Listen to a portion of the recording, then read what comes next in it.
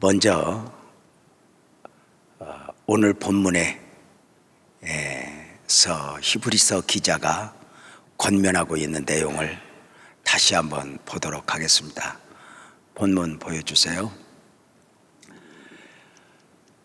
히브리서 기자는 이렇게 권면합니다. 형제들아, 너희는 삼가 혹 너희 중에 누가 믿지 아니하는 악한 마음을 품고 살아계신 하나님에게서 떨어질까 조심할 것이요, 너희 중에 누군가가 연약한 마음 또 시험 든 마음을 가지고 가지가 나무에서 떨어져 나가듯이 하나님에게서 떨어질까 조심하라. 그가 누구이든지 13절, 오직 오늘이라 일컫는 동안에 매일 피차 권면하여 너희 중에 누구든지 죄의 유혹으로 완고하게 되지 않도록 주의하라. 이렇게 말합니다. 오직 오늘이라 일컫는 동안에, 어제가 아닙니다. 이 사람은 이제 됐다가 아닙니다. 매일매일 피차 권면하여 우리 형제들 서로가 죄에 완고하게 되지 않도록 서로 권면하라고 말을 합니다. 14절에 우리가 시작할 때에 확신했던 것 끝까지 견고히 잡으면 그리스도와 함께 참여한 자가 되리라. 끝까지 승리해야 함을 강조합니다. 철로역정 해설하는 설교 24번째 시간입니다. 크리스찬과 소망시의 순례길에는 많은 사람들이 있었습니다. 안타까운 것은 같은 순례길을 걷고 있지만 같은 순례자가 아니었다는 것입니다.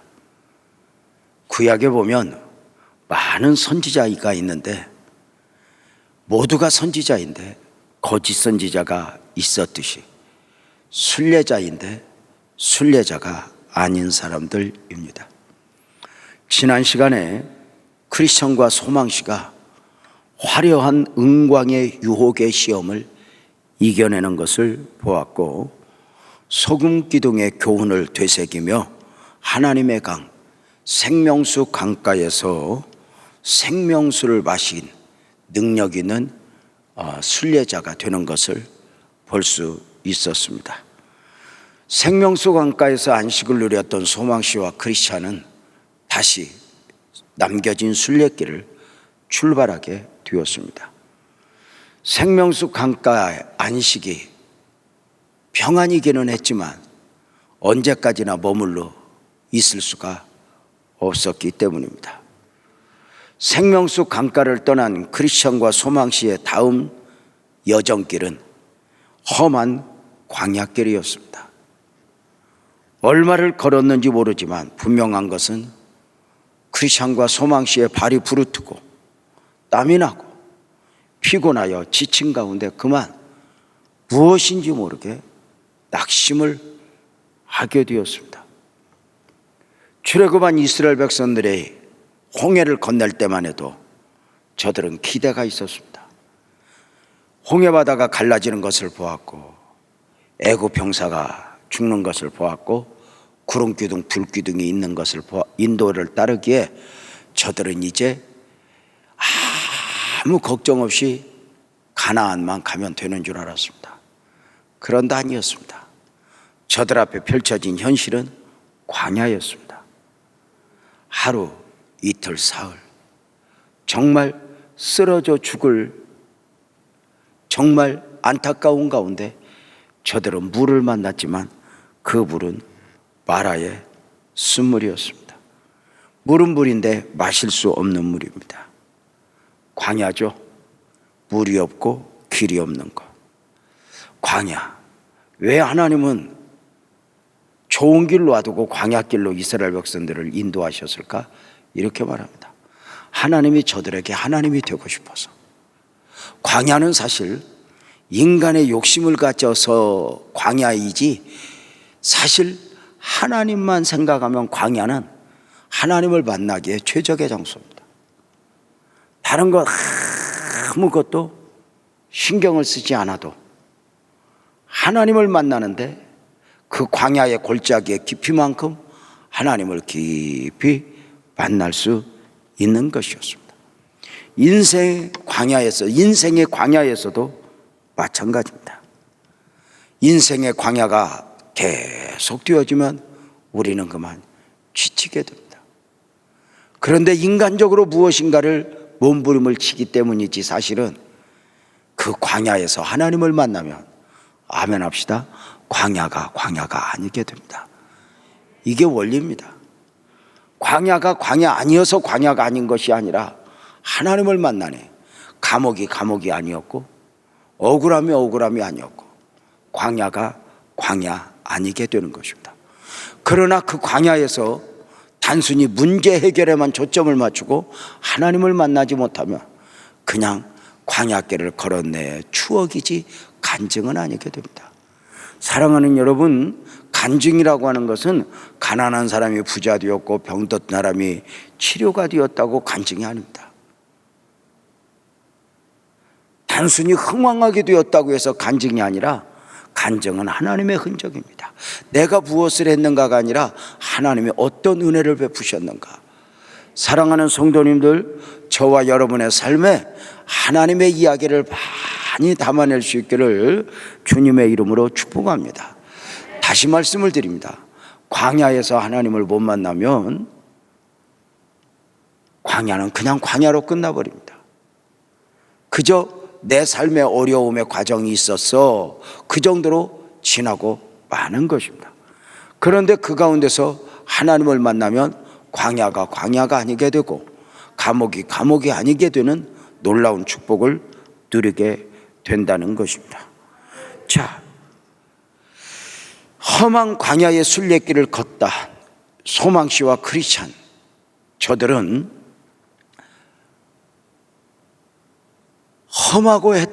험했던 그 길을 걷는 과정 중에 샛길 초원의 유혹을 받게 되었습니다.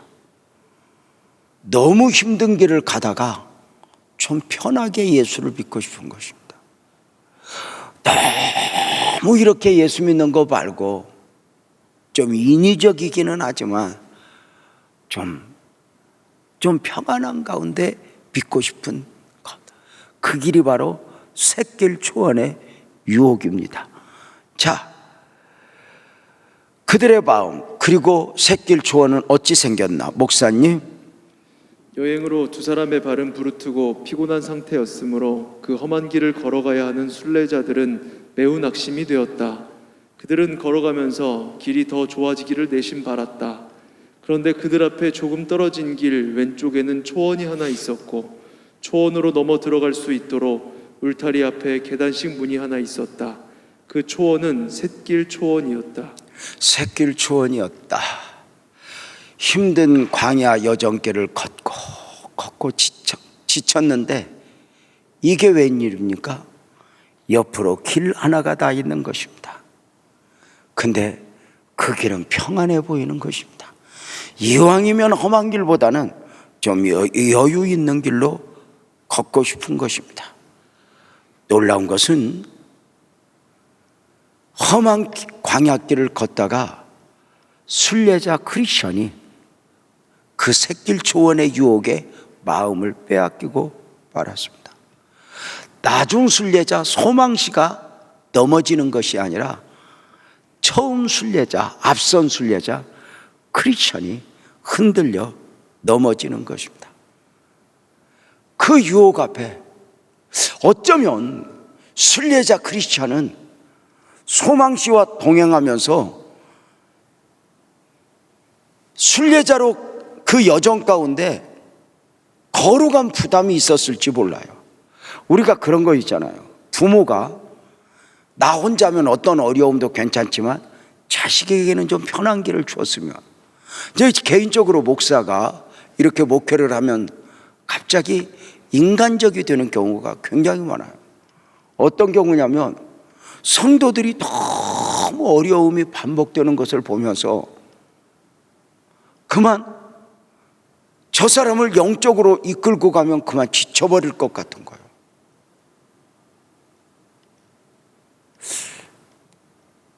그래서 그들을 어쩌면 이 크리스천은 나중 순례자 소망씨와 더불어 순례길을 가면서 힘든 이 광야길을 하루 이틀 사흘 한 달 계속 걷다가 너무 지친 가운데 좀 편한 길이 보이니까 저 길로 가자 하는 것입니다.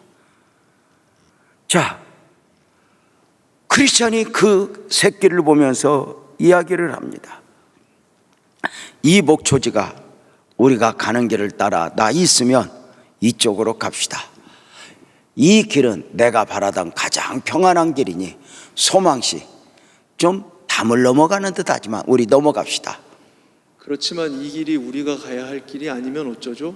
순간 느낌이 이상한 가운데 소망이 이야기하는 것입니다. 이 길이 아니면 어떡하죠? 크리스찬 스스로 위로받으며 말을 합니다.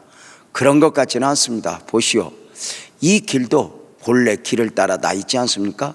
그러니까 광야적 길도 있지만 이 길도 길인 것 같다는 것입니다. 좀 다른 길을 찾는 것이었습니다.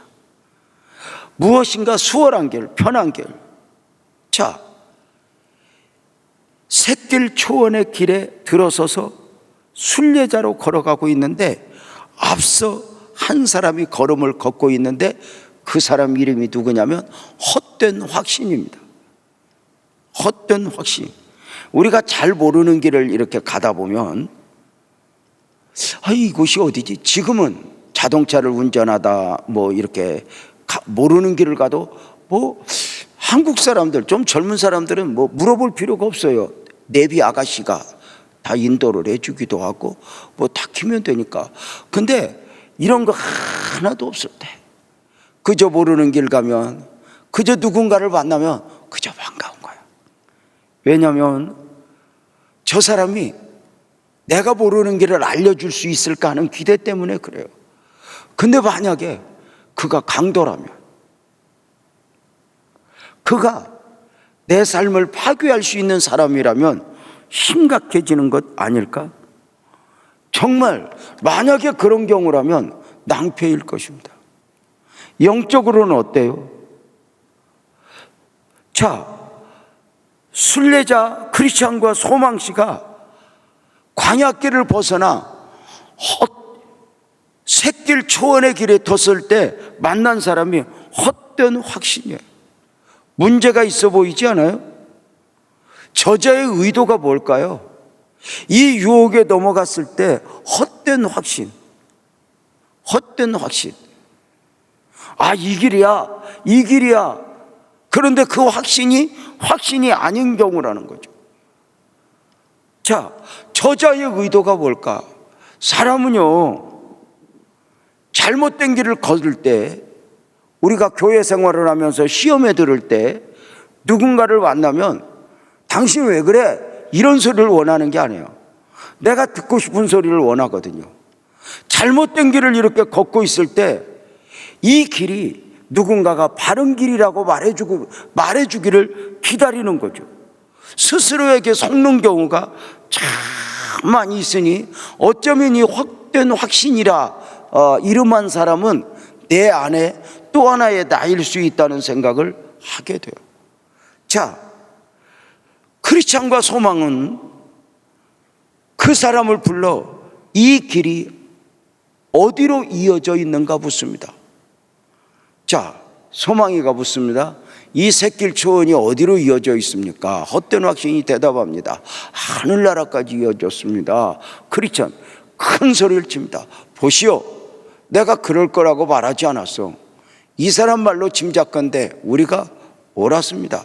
잘 왔습니다. 문제가 없습니다.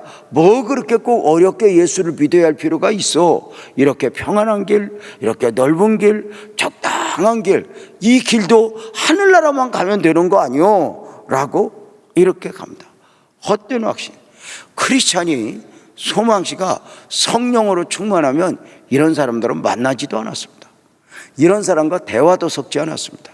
그런데 낙심이 되고 실망하여 넘어지고 시험등 가운데이니 만나는 사람도 이런 사람을 만나게 됩니다. 권면도 꼭 그런 사람의 권면을 받게 됩니다. 자, 구약 성경에서 많은 성도들이 거짓 선지자에게 빠지는 이유입니다. 자, 그러면 샛길 초원의 길이 어떻게 생겼는가 목사님 읽어주세요. 헛된 확신은 앞서가고 순례자들은 따라갔다. 밤이 되자 어둠이 짙게 깔리고 뒤따라가던 순례자들은 앞에 가고 있는 사람조차도 볼 수 없을 정도로 어두워졌다. 한편 앞서가던 헛된 확신이라는 사람은 길이 보이지 않아 깊은 웅덩이 속에 빠지고 말았다. 그 웅덩이는 그 지역 왕이 헛된 확신에 빠진 바보들을 잡기 위해 일부러 파놓은 곳이었다. 크리스천과 소망은 헛된 확신이 빠지는 소리를 들었다. 그래서 무슨 일이 일어났는지 알아보려고 불렀으나 아무 대답이 없었고 신음소리만 들려왔다.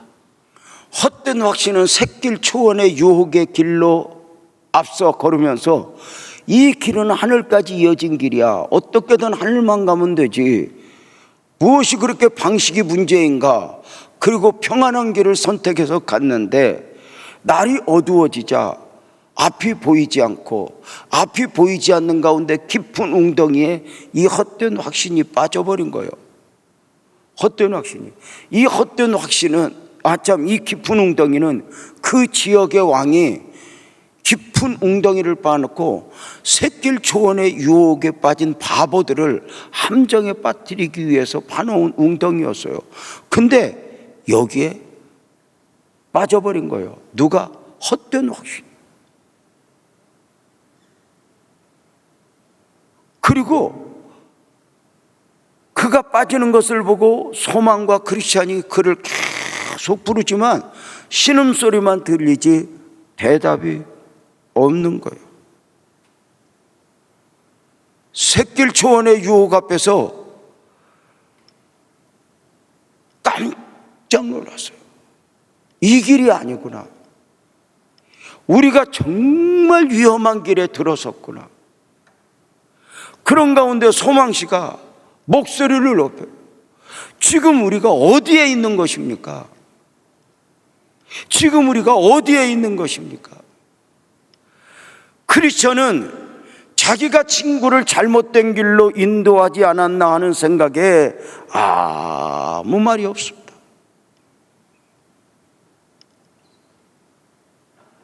이때 천둥번개가 무섭게 치면서 억수같이 비가 쏟아지고 물이 불어나는 가운데 이제 광야길보다 훨씬 무섭고 위험한 길이 되어버리고 말았습니다. 그런 가운데 저들의 대화를 보겠습니다. 소망씨가 이야기합니다. 가던 길로 계속 갔더라면 큰일 날 뻔했습니다. 이 길이 바른 길이 아닌지 누가 알 수 있었겠소? 몰랐다는 거예요. 소망 이야기합니다. 처음에 나는 염려가 돼서 당신에게 넌지시 말씀드렸죠. 좀 더 분명하게 내 생각을 말했어야 하는 건데 당신이 나보다 나이가 많아서 앞선 크리스천이어서 그러하질 못했었습니다. 화내지 마시오 소망씨. 당신을 바른 길에서 벗어나게 해 이런 위험한 지경에 빠뜨려서 정말 미안합니다. 나를 용서해 주시오. 나쁜 뜻이 있어서 그런 건 아니니까. 형제여, 언짢게 생각하실 거 없습니다. 난 괜찮습니다. 이런 경험은 훗날 우리에게 도움이 될 것이라고 믿습니다. 너그러운 마음을 지닌 형제와 같이 가게 되어 얼마나 기쁜지 모릅니다. 그러나 여기 머물러 있어서는 안 됩니다. 다시 돌아가도록 힘써 봅시다. 그러면 내가 먼저 가도록 하죠. 아니요, 내가 앞장서겠습니다. 그래야 위험한 일이 생기더라도 내가 먼저 겪게 되니까요. 내 탓으로 우리 두 사람 다 길을 벗어나게 되지 않았습니까? 아닙니다. 당신을 앞장서게 할 수는 없습니다. 당신은 지금 마음이 상해 있기 때문에 또다시 길을 벗어날 가능성이 있습니다. 자, 이 대화에서 다행스러운 것은 무엇이냐면 시험에 빠져 있지만 역길로 빠졌지만 다행인 것은 이들이 서로 원망을 하는 것이 아니라 서로에게 미안하고 죄송한 마음을 가지고 권면하고 있다는 거예요. 이게 이제 회복의 가능성이 있는 것이죠. 소망은 이야기합니다. 내가 잘못했습니다. 이 길이 사실은 잘못된 길이 아닐까 하는 마음은 있었는데도 당신이 앞선 크리스천이어서 실수할 리가 없다고 생각하고 양보를 했지만 그때 내가 강력하게 말렸어야 했는데 말리지 못한 거 미안합니다. 크리스천은 대답합니다. 아닙니다. 이 길이 이런 길인 줄 나도 몰랐었습니다. 내가 당신을 인도했지만 이런 엄청난 위험에 빠지게 될 줄 몰랐습니다. 서로가 이렇게 고백을 하는 가운데 그럼 이 길을 빨리 벗어납시다 하니까 크리스찬이 그래요, 벗어납시다. 내가 앞장서 갈게요. 그랬더니 소망씨가 됐어요. 당신이 앞선 그리스도인이기는 하지만 이미 마음이 상해 있으니 당신이 앞장서면 또다시 엉뚱한 길로 갈 가능성이 있으니 내가 앞장서겠소 하는 걸 보면서 뭔가 좀 뒤바뀐 느낌이 있지 않습니까? 뭔가 좀 뒤바뀐 느낌.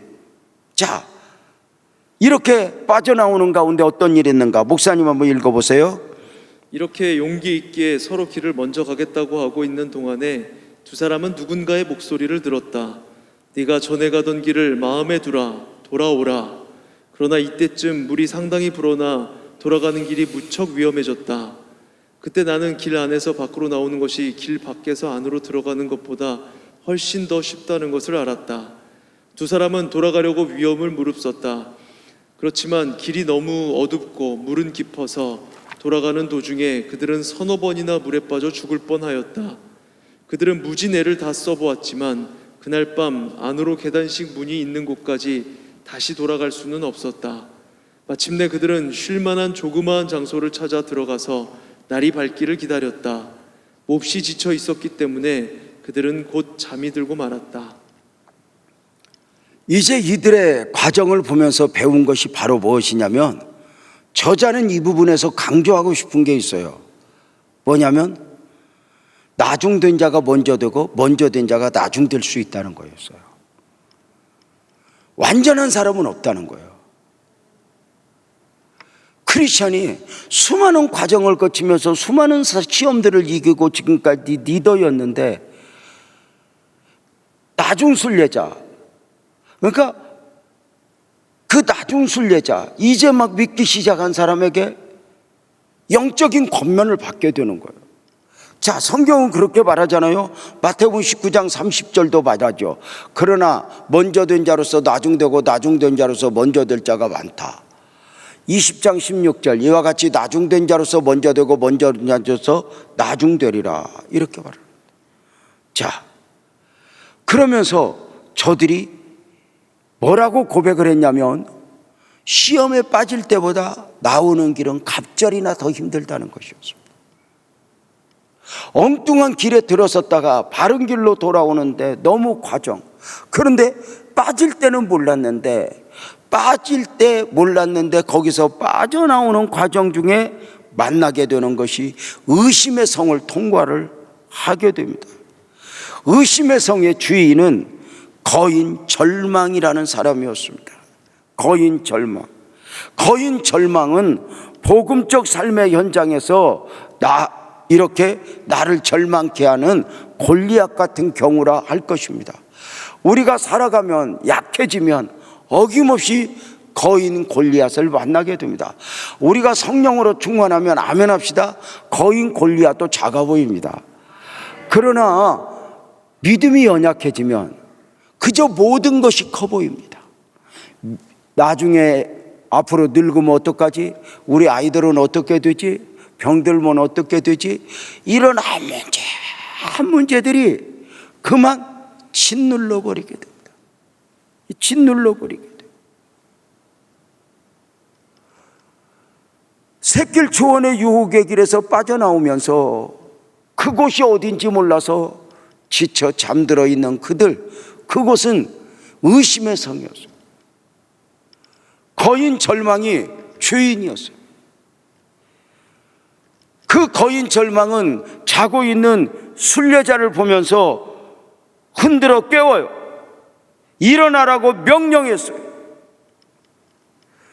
그대들은 지금 어디 사는 누군데 어디로 가고 있냐 물어요. 우리는 순례자다. 우리는 크리스천이다. 그랬더니 이 거인 절망은 내 땅에 들어왔어? 그러면서 저들을 결박하여 끌고 가게 돼요. 자, 그 과정을 한번 읽어볼까요, 목사님? 그들은 자기들이 잘못했다는 것을 알고 있었기 때문에 아무 말도 할 수 없었다.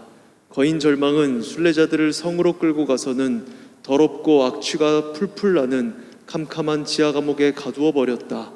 순례자들은 수요일 아침부터 토요일 저녁까지 빵 한 조각, 물 한 모금도 먹고 마시지 못한 채 어떻게 해야 좋을지 몰랐다. 오직 물어볼 사람 하나 없고 빛도 새들어오지 않는 감옥에 꼼짝없이 갇힌 신세가 되고 말았다. 그들은 친구나 아는 사람들로부터 멀리 떠나게 되어 흑암에 거하게 되었던 것이다. 크리스천은 자신의 경솔한 서두름으로 인해 자신들이 이러한 곤고산에 빠졌다고 생각했다. 그의 슬픔은 배로 느껴졌다. 자, 광야길이 힘들어서 샛길 초원의 유혹에 빠졌는데 그 길은 보기만 좋은 길이지 광야 정상길보다 훨씬 더 어렵고 힘든 그 고난의 길에 빠져버린 것입니다. 급기야 생명의 위협을 받도록 말입니다. 자, 이 거인 절망은 두 명의 순례자를 끌고 가서 깊은 감옥에 가두어 버렸고 먹을 것도 마실 것도 주지 않았습니다. 자, 그들이 낙심하여 절망한 가운데 마침 거인 절망의 아내가 있었는데 그 이름은 망설임이라는 여인이었습니다. 그런데 이 여자는 아주 독한 여자였습니다. 저들이 천국의 순례자라는 사실을 알고는 저들을 바로 죽이자고, 독약이나 칼로 죽이자고 말입니다. 이 의심의 성에서 빠져나가지 못하도록, 사랑하는 성도님들, 우리가 믿음으로 살다가 믿음이 식어져서 한번 하나님을 의심하게 되고 내 신앙적 삶을 누군가를 의심하게 되면 이 울타리 안에서 빠져나오는 게 얼마나 힘들죠. 그래서 오늘 본문으로 읽었던 본문이 그렇게 좋은 거예요. 오직 오늘이라 일컫는 동안에 너희는 매일 피차서로 권면하여. 내가 힘들고 어려울 때 누군가가 나를 권면해 줄 수 있는 분이 있다는 것이 얼마나 큰 축복이고 은혜인 줄 아십니까? 나는 괜찮아는 없습니다. 앞선 순례자 크리스천이 넘어지는 모습을 보면서 누구도 영원할 수는 없습니다. 내가 오늘 천국을 왔다 갔다 할 정도로 성령으로 충만하다 해도 어느 순간 나 자신도 비틀거리고 있는 모습을 보게 될 것입니다. 절망의 거인은 망설임이라고 하는 자기 아내의 권면에 따라 먹을 걸 주지 않고 다만 죽이자고 했지만 저들을 죽일 수는 없었습니다. 그런데 분명한 거 뭐냐? 두려움을 주면서 스스로 목숨을 끊게 하는 것입니다. 스스로 포기하게 하는 것입니다. 그러면서 이야기합니다. 이렇게 고통당하는데 뭐하러 살려고 하느냐? 그냥 포기해라. 죽어라. 자, 그런 절박한 환경에서 크리스천과 소망이 대화를 하게 되는데 그 대화를 이렇게 이야기합니다. 이제 어떻게 하면 좋겠어? 지금 우리는 비참하게 살아가고 있어. 이대로 살아가야 좋을지, 꼼짝없이 거인의 손에 죽는 편이 나을지 난 모르겠어. 이렇게 사느니 목매달아 죽고 싶다는 생각이 드나 이 감옥보다 무덤이 더 편할 것 같습니다. 그러니까 지금 이 크리스천이 얼마나 연약해졌는지, 이렇게 사느니 죽자, 천국이고 뭐고 그냥 포기하고 이렇게 사느니 죽는 게 낫지 않냐, 이렇게 이야기를 하는 거예요. 차라리 무덤이 더 편할 것 같지 않냐. 거인의 말대로 포기하든지 죽든지 하는 게 낫지 않을까, 이렇게 말하는 거예요. 소망. 지금 우리 형편이 몹시 나쁘다는 건 사실입니다.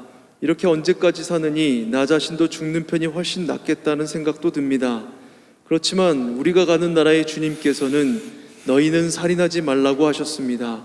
다른 사람을 죽이지 말라는 말씀이긴 하지만 우리가 거인 절망의 생각을 받아들여 스스로 목숨을 끊는다는 것은 더더군다나 하나님께서 금하시고 계시는 일입니다.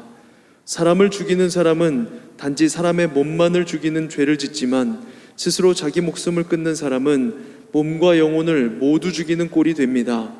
당신은 무덤이 편하다고 이야기하는데 그렇다면 살인자들이 반드시 가게 되는 곳이 지옥이라는 사실을 잊어버리셨습니까?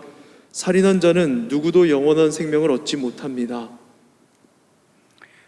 당시 1620년대 영국에서는 복음주의자들을 향한 거대한 핍박이 있었습니다. 그 가운데 존 버녀는 감옥에 가서 정말 많은 과정을 거친 거고요. 거기에서 이걸 쓸 때 그 의도가 무엇이었느냐? 밖에서 믿음을 지키다 불이익을 당하고 어려움을 당하는 사람들이 천국이고 뭐고 이렇게 힘들고 어렵게 사느니 그만 죽었으면 좋겠다, 포기했으면 좋겠다. 여기서 철로역정의 저자 존 버녀는 소망씨를 통해서 살인하지 말라 계명을 통해서 무엇을 교훈하는지 아십니까?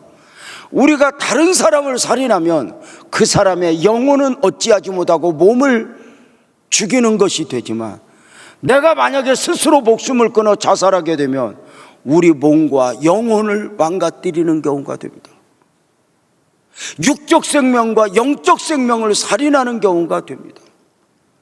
당신이 육적인 것만 생각하면서 이렇게 어렵게 믿느니, 이렇게 믿음을 어렵게 지키느니 차라리 무덤이 낫겠어, 죽어버리면 되는 것 아니오라고 말을 하지만 그것은 육적 생명만 생각하는 것이요, 영적 생명을 생각한다면 지금 우리가 바닥을 기어도 우리의 믿음을 지켜야 할 이유가 있다고 권면하는 것입니다. 우리가 예수를 믿다 보면, 신앙생활을 하다 보면 그 시대적으로 정말 핍박과 고난과 그 거대한 골짜기, 그 세대를 맞이할 수 있거든요. 우리가 순교지를 가면 감동을 하는 이유가 뭐예요? 어떻게 믿음을 지킬 수 있었을까? 어떻게 저렇게 그러하지 않아요? 너무너무 어려울 때, 너무너무 어려울 때 이렇게 믿음 지키느니 그냥 스스로, 당시에 그런 사람들이 종종 있으니까 믿음으로 살다가 너무 고통이어서 스스로 목숨을 끊어버리는 경우들이 있어. 이 존 버녀는 이 철로역정 저서를 통해서 당시 그걸 강조하는 거예요. 우리가 다른 사람을 죽이면 육적 생명만 살인하는 것이 되지만 스스로 자살을 하게 되면 육적 생명과 영적 생명을 살인하는 것이 되니, 살인하지 말라 계명에는 단순히 육적 생명만 있는 것이 아니요, 내가 다른 사람을 죽이는 것만 있는 것이 아니라 나 스스로도 죽이면 안 되는 거요. 왜일까요? 크게 하면 합시다. 나는 내 것이 아니요, 내가 사는 것은 내가 사는 것이 아니어야 하기 때문입니다. 나는 지금보다 10배나 어려워도 내 생명을 보존하고 믿음을 지켜야 될 이유가 너무도 분명하니, 우리는 이렇게 믿음을 지키는 이유가 뭐죠? 영적 생명을 기준으로 하니까 믿음을 지켜야 될 이유가 있는 거예요. 근데 육적 생명을 기준으로 하면 사실은 영적 생명이라고 하는 것은 믿음 안에서, 은혜 안에서 이해가 되는 것이지 일반적으로는 이해가 되지 않는 거거든요. 일반적으로는 죽으면 끝나버리는 거거든요. 누가 지옥을 생각하고 누가 천국을 생각해요? 그런데 믿음 안에서, 은혜 안에서 생각할 수 있는 이 영적 생명을 기준으로 생각하니 우리가 지금보다 10배나 어렵고 힘들어도 믿음을 지켜야 될 이유가 분명한 것 아닌가?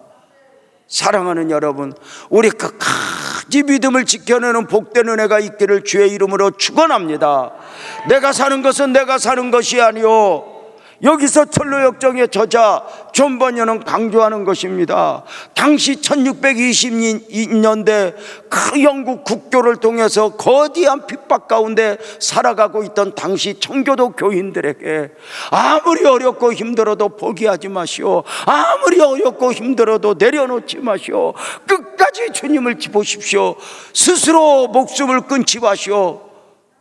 안 됩니다. 무덤이 편하다 소리 하지 마시오. 그건 육적 생명만 가지고 말하는 것이요, 당신은 영적 생명을 가지고 말한다면 당신은 바닥을 기면서라도 믿음을 지켜야 될 이유가 충분하오라고 그렇게 강조하고 있는 것입니다. 사랑하는 여러분, 우리가 예수를 믿어야 될 이유가 어디에 있습니까? 우리가 믿음 안에서, 은혜 안에서 품을 수 있는 영적 생명이 있기 때문입니다. 아니에요. 우리가 육적 생명을 중심으로 하면 믿음 안에서 이해가 되는 이 영적 생명은 초라해지고, 우리 영적 생명을 중심으로 하지 않으면 십자가가 미련하게 보이는 거 아닐까? 우리는 어느 날 하나님을 알아버렸고, 복음을 알아버렸고, 영혼을 알아버렸고, 영적 생명의 가치를 알아버렸으니 이것이 우리가 믿어야 될 이유고, 우리가 믿음을 지켜야 될 이유가 되는 것이죠. 크리스천은 낙심한 가운데 이렇게 믿음을 지키느니, 이렇게 고통을 당하느니 차라리 무덤이 낫겠소, 죽는 게 낫겠소 할 때 소망이 계속 권면하는 거예요. 그 소망의 권면을 다시 계속 볼까요, 목사님? 그러니 우리 다시 한번 생각해 봅시다. 모든 것이 거인의 뜻대로만 되지는 않을 것입니다. 우리처럼 거인에게 붙들렸다가 그의 소나기에서 벗어난 사람들도 있으리라 생각됩니다. 또 누가 압니까? 세상을 지으신 하나님께서 거인 절망을 죽게 하실지, 혹시 감옥문을 잠그는 일을 잊어버리거나 우리 앞에서 발작을 일으켜 팔다리를 못 쓰게 되는 운 좋은 일이 우리에게 주어질지 또한 누가 압니까? 만약 그런 기회가 생긴다면 나는 용기를 내어 담대하게 그의 소나기에서 빠져나가기 위해 최선을 다할 생각입니다. 지난번에 그렇게 해보지 않은 내가 바보였습니다. 우리 인내심을 가지고 조금만 참읍시다. 운 좋게 도망칠 날이 있을 것입니다. 그러니 우리 거인의 권유대로 스스로 죽겠다는 생각은 아예 하지 맙시다. 소망은 크리스천의 마음을 위로해 주었다. 크리스천이 흔들리고 있을 때 나중 순례자 소망이 나중된 자가 먼저 된 자로서 계속 그를 권면하고 있는 거예요. 저 거인 절망이 우리를 두렵게 하며 너희들 믿음을 지킨다고 하면 우리가 죽여버릴 거야 하지만, 소망이 이야기하는 겁니다. 저 거인이 우리를 두려움을 주지만 저 거인의 소나기에서 빠져나가고 믿음을 지키면서 살아난 사람도 많이 있을 것이요, 우리도 살아날 수 있어. 방법은 모르겠어. 그러나 우리가 믿는 하나님이 방법을 주실 것이요 라고 말하는 거예요. 참 놀라워요. 소망이 계속 권면하는 거예요.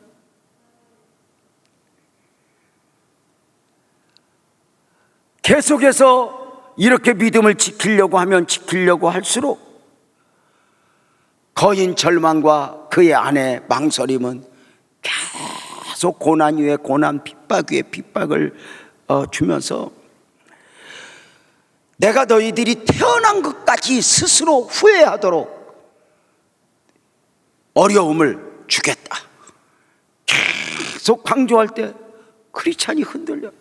눈빛이 흔들리고 마음이 흔들리고, 혹시 내가 전에 믿었던 믿음이 헛된 확신이 아니었는가, 뭐 이런 거에 흔들리고, 하나님이 진짜 계신 걸까, 이렇게 흔들릴 때 소망이 다시 한번 강하게 권면하는 내용을 볼까요, 목사님? 형제여, 소망이가 크리스찬에게 하는 말이에요. 형제여, 당신은 여기까지 오면서 참으로 용감하지 않았습니까? 마귀 아볼로온도 당신을 쓰러뜨릴 수 없었으며 사망의 음침한 골짜기도 당신을 꺾을 수 없었습니다. 사실 소망씨는 크리스찬의 이런 과정을 몰라요. 간증을 통해서 들은 거죠. 내가 아볼로온을 이겼어, 내가 그 골짜기를 이겼어, 사망의 골짜기를 빠져나왔어, 이러고 간증을 했었거든요. 왜냐하면 이 소망씨는 나중 허영의 도시에서 만난 신교의 열매로 거두어진 사람이기 때문에 이런 걸 다 들었던 걸, 옛날에 내가 삼각산에 가서 기도했어. 옛날에 내가 도봉산 가서 기도했어. 근데 지금은 하나님이 계신지 안 계신지 지금 흔들리고 있을 때 이렇게 말하는 거. 유재명, 당신 삼각산에 가서 기도하던 사람 아니었어? 당신 그러던 사람 아니었어? 그 꼭대기 가서 부르짖어 기도하던 사람 아니었어? 그런 식으로 지금 권면하고 있는 거예요. 그 어떤 것도 당신을 그때 꺾을 수 없었잖아. 계속요. 당신은 참으로 모진 공고산의 위협과 공포도 이겨내지 않았습니까? 그런데 지금 남은 것이라곤 두려움뿐입니까? 그렇게 많은 것을 이겼는데 왜 지금 두려움에 사로잡혀 있습니까? 이렇게 이제 묻는 거죠. 계속요. 알다시피 본래 당신보다 훨씬 허약하고 나약한 사람인 나도 이 감옥에 함께 갇혀 있습니다. 또한 당신뿐만 아니라 나도 매질을 당했으며 내 입에서 먹을 음식과 마실 물이 끊어져 나도 당신과 함께 빛도 없는 이곳에서 한탄하고 있습니다. 그렇지만 우리 조금만 더 참아봅시다. 허영의 시장에서도 당신은 죽음을 두려워하지 않고 담대하게 이겨내지 않았습니까? 그때 당신은 쇠사슬을 차는 것도 옥에 갇히는 것도 죽도록 두들겨 맞는 일도 두려워하지 않았습니다. 그러니 우리 그리스도인답게 끝까지 참아봅시다. 크리스천 씨.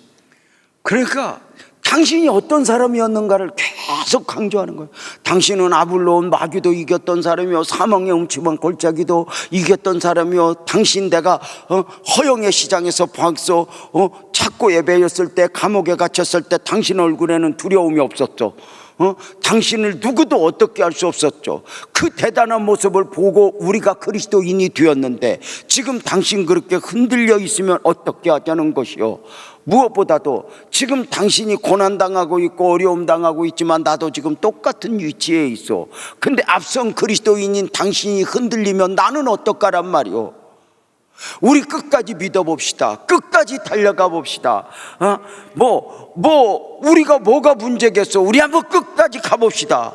이렇게 다짐을 할 때 거인 절망과 망설임이 저들을 더 협박합니다.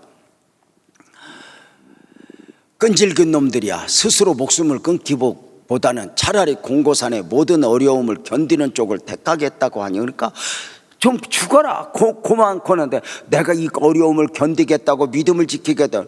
그 망설임, 거인 절망이 안에 이게 존 버년 이 철로역정을 보면서 어떻게 이름도 이렇게 잘 짓는지.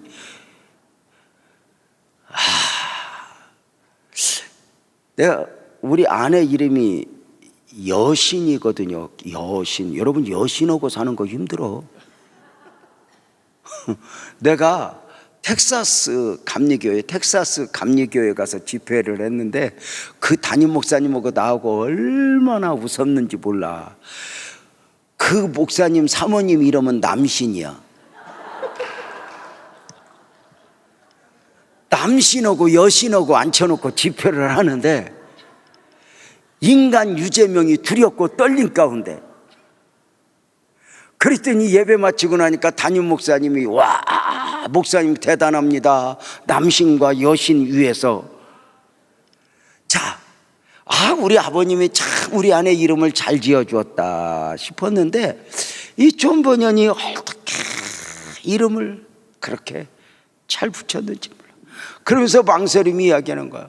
내일 그 사람들을 성한 뜰로 끌고 나가기 전에 당신이 죽였던 사람들의 뼈와 해골들을 좀 보여주시오. 자기 남편에게 이야기하는 거예요. 그리고 일주일 안에 전해왔던 순례자들에게 했듯이 둘 순례자를 갈기갈기 찢어 끝장을 내버리겠다는 사실을 두 사람에게 알려주시오. 그러니까 여자들이 더 악한 거예요. 뭐라고 말했냐면은 그냥 두지 마시오. 저 사람들 지금 끌고 갈 때 일주일 전에 지난 며칠 사이에 앞선 순례자들 죽었던 그 해골 뼈들을 보여주면서 당신들도 이 꼴이 될 것이오라고 협박을 해라. 이렇게 해요. 이때 거인 절망이 이야기를 하는 거예요. 똑같이 그 말을 듣고 이제 이야기를 하는 거죠.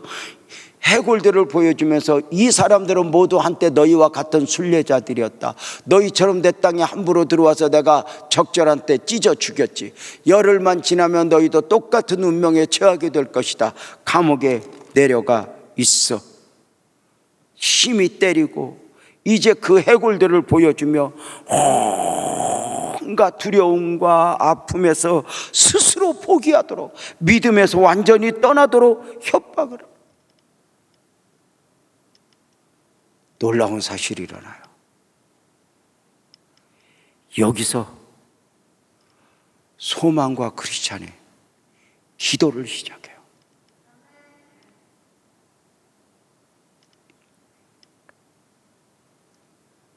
최악의 상황 속에서, 그 두려움 속에서 비로소 하나님을 향하기 시작해요. 더 이상 구원의 여망이 없다 싶을 때 깊은 기도를 시작해요. 저도 목회하면서 수없이 경험했지만 고난, 역경, 환난 아무리 커도 그 이상의 깊은 기도만 할 수 있다면 고난은 고난이 아니게 되고 역경은 역경이 아니게 돼요. 종종 우리가 신앙생활하면서 품어야 할 것 중에 하나가 기도에 대한 간증이에요. 찬송가 370장에서 찬송가 작사자는 이렇게 간증했죠. 그 두려움이 변하여 내 기도 되었고 전날의 한숨 변하여 내 노래 되었네. 주님을 찬송하면서 할렐루야 할렐루야 내 앞길 험악하도 멀고 험해도 나 주님만 따라가네. 깊은 기도 가운데 고백을 하는, 이들은 기도를 시작했어요. 여러분 아세요? 예수 믿는 사람들끼리 아무리 서로가 위로를 많이 해도 사람의 위로가 그 사람을 살리진 않아요. 위로는 위로예요. 위로가 능력이 되려면 아멘 합시다. 기도해야 돼요. 함께 손을 잡고 기도해야 돼요. 지금까지 흔들리고 있는 앞선 순례자 크리스찬 앞에서 소망씨가 얼마나 많은 권면을 했어요. 말로 그렇게 권면을 했다고 해서 내가 그랬지. 그런데 그 말씀 안에서 무장되는 것은 바로 뭐냐면 반드시 기도.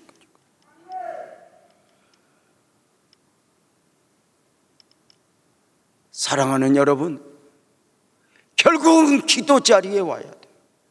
결국은 기도의 깊이에 들어가야 했어요. 우리 기도할 수 있는데 이 찬송 한번 하면서 말씀 계속 들을까요?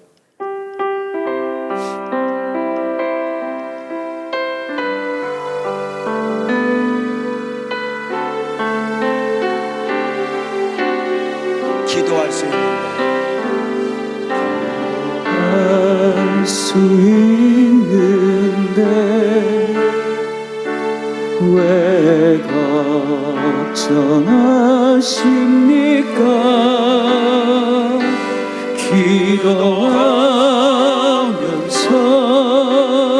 왜 염려하십니까?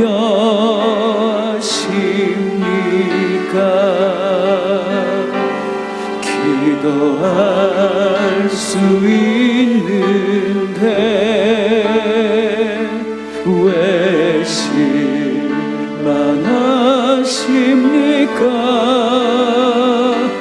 기도하면서 왜 방황하십니까?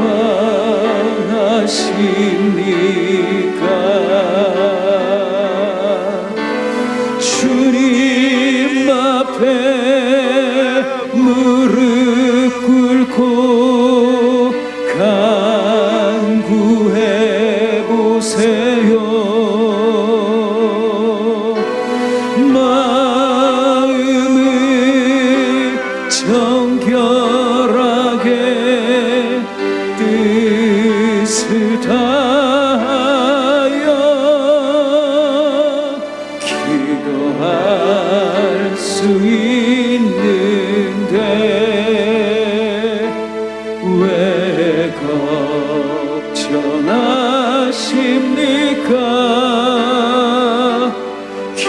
기도하면서 왜 염려하시니까 우리 한 번 더 합시다. 기도할 수 기도할 수 있는데 왜 걱정하십니까? 기도하면서 왜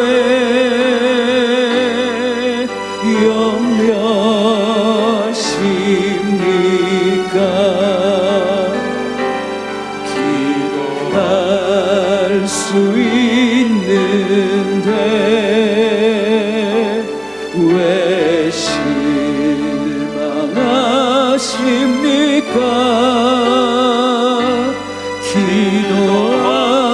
기도하면서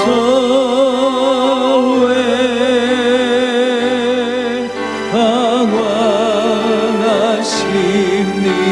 방황하십니까? 주님 앞에 무릎 꿇고 간구해 보세요. 마음을 정결하게 뜻을 다하여 기도할 수 있는데 왜 걱정하십니까?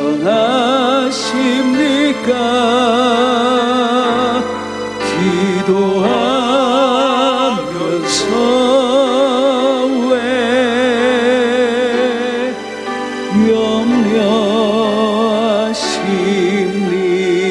염려하십니까?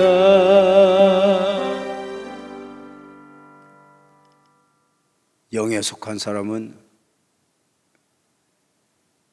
기도하게 되어 있죠.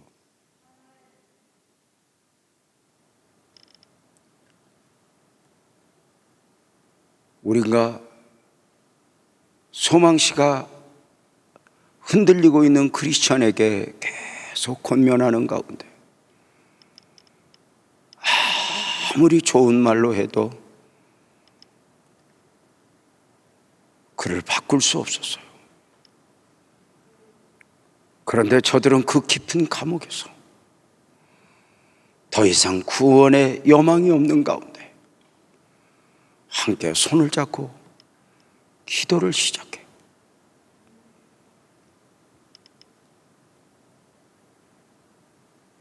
기도를.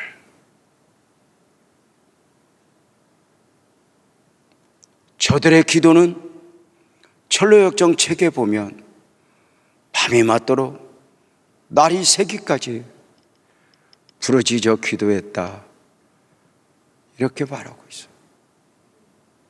아마도 철로역정의 저자 존 번연이 12년 동안 감옥에 있는 가운데 내일에 대한 아무 희망이 없을 때 그 안에서 이렇게 책을 쓸 수 있었던 이유가 바로 뭐냐면 바로 이렇게 기도할 수 있었기 때문에.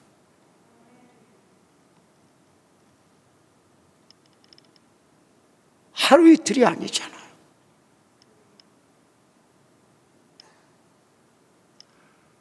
정치적으로, 환경적으로 구원의 여망이 전혀 없는 가운데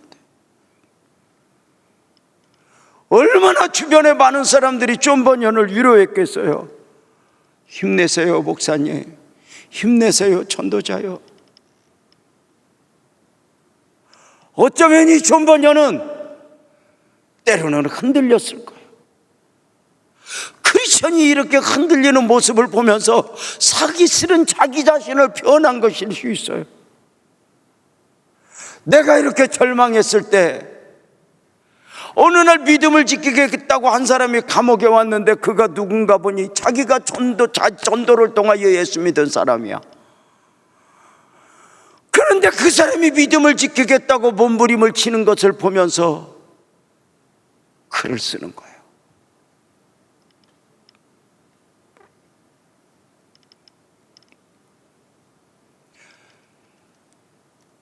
크리스천은 소망씨와 더불어 밤에 맞도록 기도하는 가운데 아멘 합시다.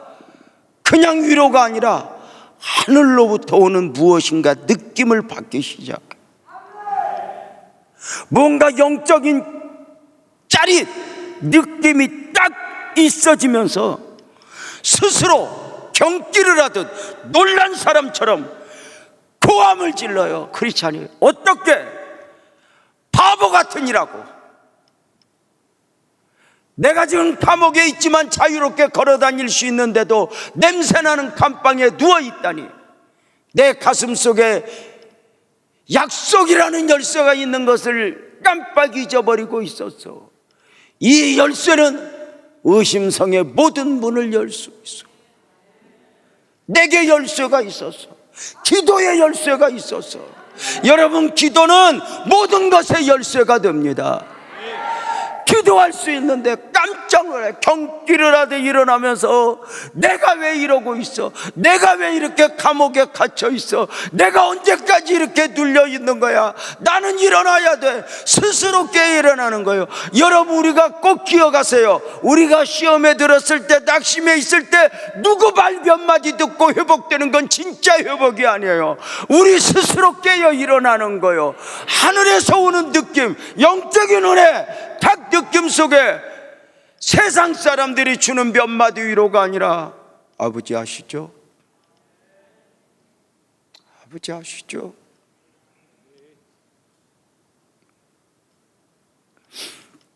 소망이 이야기합니다. 무척 기쁜 소식이뇨. 날이 밝기 전에 어서 꺼내어 열어봅시다. 감옥을 열어봅시다. 열어봅시다. 그 다음에 계속요. 바보 같은 이라고 여기 했는데 넘겨주세요. 방송실 안 넘어가나 보다. 아마 뭐 문제가 생겼나? 자, 크리스찬은 자신을 찾았어요. 아, 이제 됐어. 이제 됐어. 기도로 모든 문을 열 수 있다는 것을 다시 확인해야 돼요. 여러분, 우리의 기도가 아멘 합시다. 믿음의 기도이길 축복합니다. 자, 그러면서 크리스찬이랑 어찌했는가? 목사님 읽어봐 주세요. 크리스천은 가슴 속에서 약속의 열쇠를 꺼내어 감방 문을 열어보았다. 크리스천이 열쇠를 돌리자 문은 미끄러지듯이 쉽게 열렸다. 크리스천과 소망은 문 밖으로 나왔다. 크리스천은 성 안뜰로 이어져 있는 바깥문으로 다가가 약속의 열쇠로 그 문도 열었다. 그런 다음에 크리스천은 철문으로 갔다. 그 문도 열어야 했기 때문이었다. 자물쇠가 굉장히 단단하게 채워져 있었다. 그렇지만 약속의 열쇠로 그 문도 열었다. 두 사람은 서둘러 달아나려고 문을 힘껏 밀어뜨렸다. 이때 문이 열리면서 삐걱거리는 소리가 나는 바람에 거인 절망이 잠에서 깨어났다. 거인 절망은 순례자들을 잡으려고 재빨리 자리에서 일어나 그들을 쫓아갔으나 팔다리가 제대로 움직여지지 않았다. 다시 발작이 시작된 것이다. 거인 절망은 아무리 해도 순례자들을 쫓아갈 수가 없었다.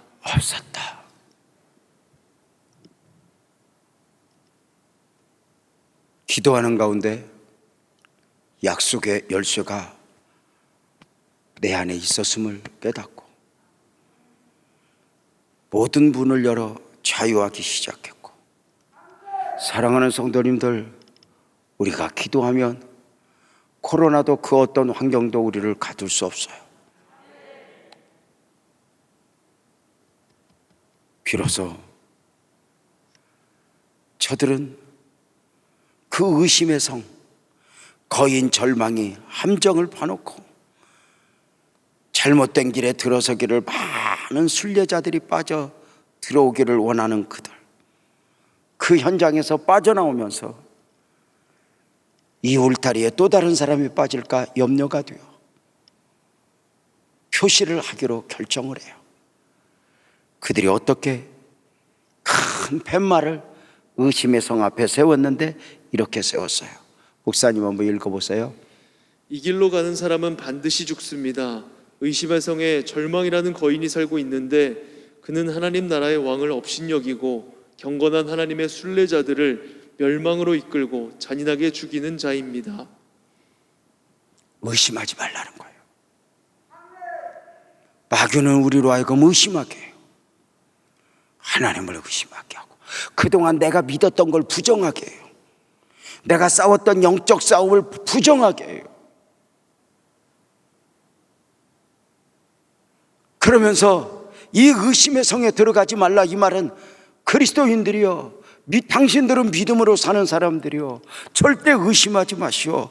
의심하지 마시오. 의심을 하게 되면 당신 영혼이 죽습니다. 거기에 거인 절망이 살고 있습니다. 당신이 의심하는 순간 세상의 골리앗 앞에서 당신은 두려움에 짓눌리게 될 것입니다. 그 거인 절망은 우리로 하여금 스스로 목숨을 끊도록, 스스로 포기하도록 우리를 몰고 갈 것입니다. 의심하지 마시오. 일어나시오. 그 팻말을 세우면서 두 순례자는 다음과 같이 노래해요. 가던 길을 벗어나서 우리는 알았다네. 우리가 밟아서는 안 되는 땅을 밟으면 어떻게 된다는 것을 경험해서 한 거예요. 뒤에 오는 순례자들이여 조심하라. 그 땅을 넘어가 그의 포로가 되지 않도록 조심하라. 그 땅에 있는 성은 의심의 성이요 그 주인의 이름의 성은 절망이라래. 의심을 하는 순간 절망하게 돼요. 우리 예수 믿는 사람들이 믿음으로 사는 자는 하다가 어느 순간 의심이 싹 와요. 하나님을 이렇게 믿는다고 하나님이 뭘 해주겠어? 하나님이 나를 축복하겠어? 그냥 믿으면 되죠. 이 의심하는 순간 절망이라는 주인을 만나게 되는 거예요. 그러면서 존 버녀는 이 철로 역정에서 근본 단락에서 의도하는 바가 바로 무엇이냐면, 누구라도 넘어질 수 있다는 것이고, 과거에 그렇게 하나님이 아니면 안 되던 사람들도 넘어지면서, 언제 넘어져요? 의심의 성. 의심. 그래서 나는 주님을 믿습니다. 나는 주님을 믿습니다. 믿음이 믿음 되어야 되는데 의심하는 순간 절망의 두려움. 하나님을 믿는 믿음이 약해지면요, 남은 여생 어떻게 살지? 이 돈 갖고 어떻게 살지? 내 아이들은 어떻게 책임지지? 우리 아버지는 어떻게 하지? 온갖 것에 두려워. 이것을 이야기하는 거예요. 그러면서 거기에서 스스로 포기하도록, 오늘 사실은 이 철로 역정의 내용을 통해서 이런 이야기도 있었어요.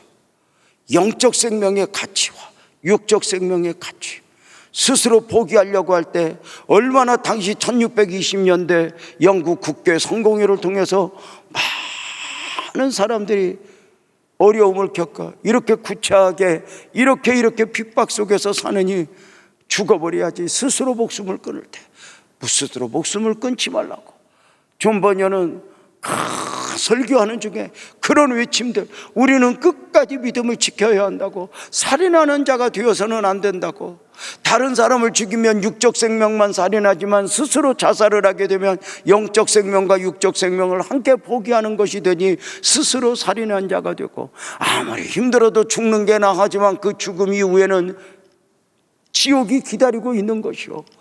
그러니 영적 생명의 가치를 생각한다면 육적 생명 어찌 되더라도 믿음을 지켜야 될 이유가 분명하지 않겠소? 라고 강조하면서 오늘 존 버녀는 오늘 이 부분에서 정말 저는 여기서 이 단락에서 그 존 버녀의 마음을 읽는 거예요. 감옥에 12년 있는 동안 흔들렸던 거예요. 하나님이 살아계실까? 그런데 소망이 크리스찬을 권면하는 내용을 왜 기록했냐면, 그 내용 중에서 왜 그걸 기록했냐면, 존 버녀의 마음을 읽는 건 바로 뭐냐면, 자기가 전도했던 사람, 자기가 복음을 전할 때 복음을 영접했던 사람들이 감옥에 와서 존 버녀를 위로하는 거예요. 내가 당신을 보고 믿음을 지켰어. 내가 믿음을 끝까지 지킬 것이오.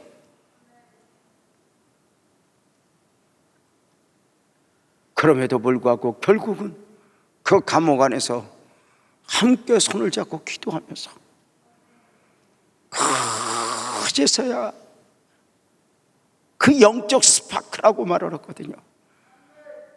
탁 건드려 주시는 순간 몸 안에 있는지 몸 밖에 있는지 모를 정도로 하나님의 은혜를 경험하면서 스스로 내가 일어날 거야, 내가 살아날 거야, 나는 이렇게 있어야 할 사람이 아니야 라고 크게 외쳤죠.